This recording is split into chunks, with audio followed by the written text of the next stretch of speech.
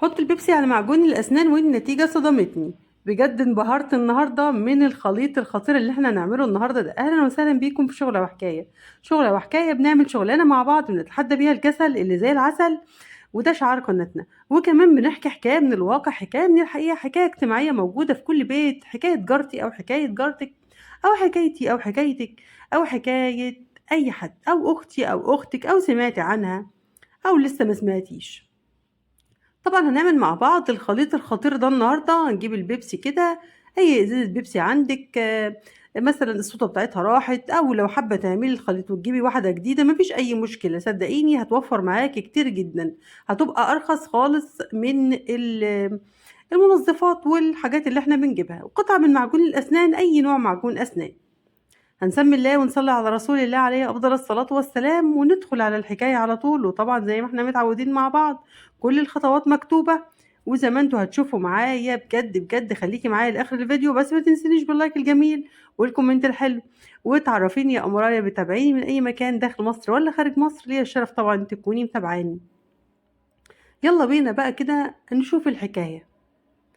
طبعًا بعد ما نسمّي الله ونصلّي على رسول الله عليه أفضل الصلاة والسلام ونشوف الحكاية على طول. بنوتة جميلة جات قالت لي: أنا طبعًا زميلتي معايا في الدرس، صاحبتي أو زميلتي معايا في الدرس، باحبها جدًا، جدًا، لكن باحس إن هي بتغير منّي جدًا، بتتظاهر ليّا بالحب، وبتتظاهر ليّا إن هي يعني قلبها عليّا وبتخاف عليّا وحاجات كتيرة كده، لكن كل تعاملاتها وكل الحاجات اللي هي بتعملها باحس إن هي بتغير منّي جدًا، ساعات تكلمني وساعات ما تكلمنيش. طبعًا البنات دول في تالتة ثانوي. أنتِ ذاكرتِ؟ أقول لها مثلًا باخاف منها بصراحة من عينيها، فباقول لها مثلًا: "لأ أنا ما ذاكرتش." تقول لي: "معقول! أنتِ هتنامي من غير ما تذاكري؟" ولمّا في يوم كده كنت باتكلم معاها على الواتساب، فعمّالة باتكلم معاها طبعًا يعني الكلام جابنا وخدنا كده مع بعض، لقيتها بتقول لي: "تخيّلي ماما بتقول عليكِ إيه؟" قُلت لها: "مامتِك بتقول عليّا أنا؟ طب ليه، في إيه يا رب خير؟" قالت لي: "مامتي بتقول عليكِ إن أنتِ دحيحة ومش ممكن هتقولي لي الحقيقة، وكتير جدًا بتذاكري وما بتقوليليش، وشكلِك كده هتجيبي مجموع أكبر منّي، ماما دايمًا تقول لي حذّري من صاحبتِك دي وخافي منها جدًا."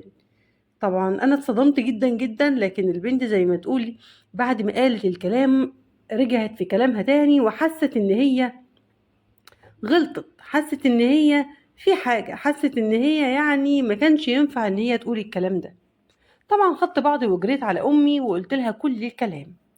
أمي قالت لي طبعًا أمي يا جماعة من قبل الموقف كلّه، أمي قالت لي: "خدي بالِك من صاحبتِك دي، باحس نظراتها ليكِ مش كويسة، وما فيش بنت بتحب بنت." كان دايمًا مامتي تقول لي الكلام ده: "ما فيش بنت بتحب بنت أشطر منها، ولا في بنت بتحب بنت بتلبس أحسن منها، ولا الكلام الفارغ ده كلّه، خدي بالِك." طبعًا ماما كلامها يعني أنا أحترمه جدًا، جدًا، لكن طبعًا ما كنتش كنت دايمًا أقول لها: "أنتِ غلطانة، لأ يا ماما أنا وصاحبتي بنخاف على بعض، أنا وصاحبتي بنحب بعض، أنا وصاحبتي، أنا وصاحبتي، أنا وصاحبتي." طبعًا ماما قالت لي: مسير الأيام تبيّن لِك وتوضّح لِك." فعلًا في يوم من الأيام لمّا كنا في أولى ثانوي وهي جابت مجموع وأنا جِبت مجموع تقريبًا هي جابت أعلى منّي بحوالي درجتين أو 3، فأنا بالنسبة لي الموضوع عادي، لكن طبعًا هي شالت واتحطّت علشان خاطر هي ما طلعتش من الأوائل. ولمّا شافتني أنا بدأت أتحسّن في مستوايا، حسّيت بتغييرها بقى وأسلوبها اتغيّر وأسلوب أهلها كمان لإن هم قرايبنا، أسلوب أهلها اتغيّر والدنيا بدأت يعني تبوظ. المشكلة السنة دي بقى إن أنا معاها في درس واحد، درس الفيزيا، ودرس الفيزيا ده المُدرِّس ده أنا باحترمه جدًا وباعزّه جدًا وبافهم منّه جدًا، جدًا. هي للأسف الشديد كانت معايا في الدرس ده. طبعًا كل شوية تقول لي: "أنا مش فاهمة من المستر، أنا مش عارفة إيه، أنا إيه، أنا إيه." بتحاول تكرّهني في المستر اللي أنا بافهم منّه أو يعني إن أنا عايزة أفضل معاه وبافهم منّه وشغّالة معاه كويس الحمد لله والدنيا تمام، بتحاول تكرّهني فيه بشتى الطُرق. وفضلت شهر تقريبًا تحاول تكرّهني في المستر ده اللي هو مستر الفيزيا، وبعد الشهر ده هي سابت المجموع. حسّيتها يا عيني إن هي مش طايقة نَفْسها ومش طايقاني ومش طايقة تشوفني أساسًا. صعبت عليّا جدًا ورجعت جري على ماما وقُلت لها، قالت لي: "طبعًا البنت دي جواها حاجات كتيرة مش حلوة بالنسبة لِك، حاولي تخافي منها وخافي من عينيها كمان، حاولي لو أنتِ عارفة الإجابة وأنتِ قاعدة في الدرس ما تقوليهاش، حاولي كمان لو انت ذاكرتي ما تجاوبيش على المستر، حاولي تغلطي كمان في الامتحان تبقي انت عارفه الاجابه وجاوبي اجابه غلط علشان هي تطلع الاولى عليك، عشان يا بنتي العين وحشه. هل فعلا اسمع كلام ماما، ولا انا اخوض التجربه زي ما انا ماشيه، ولا اعمل ايه بالظبط؟ ولا فعلا هو مفيش بنت بتحب بنت، ولا ايه الوضع؟ بجد بجد انا يعني كبنت لسه صغيرة على سني على الكلام ده، صاحبتي دي بجد حسستني وكرهتني في الدنيا كلها، وخفت جدا وخايفة جدا كمان ان انا صاحب اي حد. وهل الزمن ده زي امي بتقولي حاولي تخافي جدا من الناس في الزمن ده؟ اخاف بجد، ولا اعمل ايه بالظبط معاها، ولا اقاطعها اساسا، ولا اللي الاقيه وحش اتجنبه، ولا اعمل ايه؟ ما انا كده هتجنب كل الناس. طبعا في بنات كتيرة بتمر بالمشاكل دي، بنات كتيرة جدا بتمر بمشاكل الغيرة، البنات بالذات والله والصبيان كمان، ده في رأيي أنا. طبعا البنت دي لما حكت لي المشكلة انا اديت لها رايي، وهي حاولت افهمها كتير ان انت ما تثقيش في الناس بسهوله، ولازم تختبري اللي قدامك مره واتنين وتلاته. ده رايي انا الشخصي. طبعا مستنيه رايكم في الكومنتات، قول لها رايكم بكل صراحه. اكيد في بنات كتير هتسمعني، اكيد في ستات كبيره كمان هتسمعني، لاني ما شاء الله عندي ما شاء الله اللهم بارك يا رب متابعين او جمهور قناه شغله وحكايه فيهم كتير جدا فوق الخمسين والخمسين.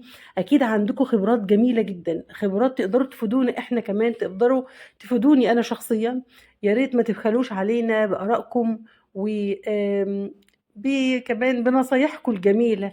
اكيد انتوا مريتوا بكتير في الزمن او بكتير في الدنيا اكتر مننا، فاكيد عارفين اكتر مننا، ولكم كل الاحترام. هستنى ارائكم في الكومنتات بجد بجد، وما تنسونيش بقى باللايك الجميل زي ما انا قلت لكم. ويلا جربي بسرعة، قومي يلا جربي الخليط بتاعنا الخطير ده.